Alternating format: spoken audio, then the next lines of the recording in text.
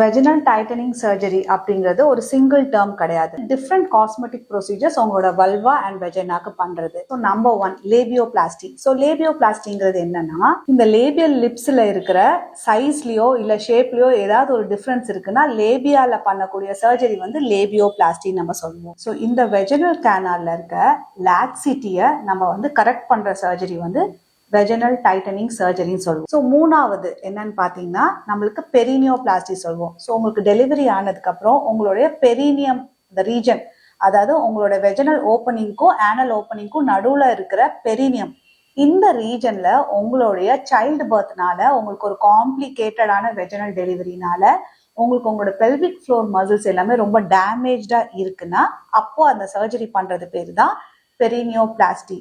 இது இல்லாம நம்ம நான் சர்ஜிக்கலா நம்மளுக்கு வந்து லேசர் வெஜினல் டைட்டனிங் நம்ம பண்ணுவோம். அது மட்டும் இல்லாம ரேடியோ ஃப்ரீக்வன்சி வெஜினல் டைட்டனிங் பண்ணுவோம். ஸோ இது எல்லாமே நம்ம வந்து காஸ்மெட்டிக் ப்ரொசீஜர்ஸ். உங்களோட கன்சர்ன் என்ன அப்படிங்கிறத காஸ்மெட்டிக் கைனகாலஜிஸ்ட் கிட்ட போய் நீங்க ஃபர்ஸ்ட் முதல்ல டயக்னோஸ் பண்ணி எவாலுவேட் பண்ணி உங்களுக்கான ட்ரீட்மெண்ட் ஆப்ஷன்ஸை தெரிஞ்சுக்கோங்க.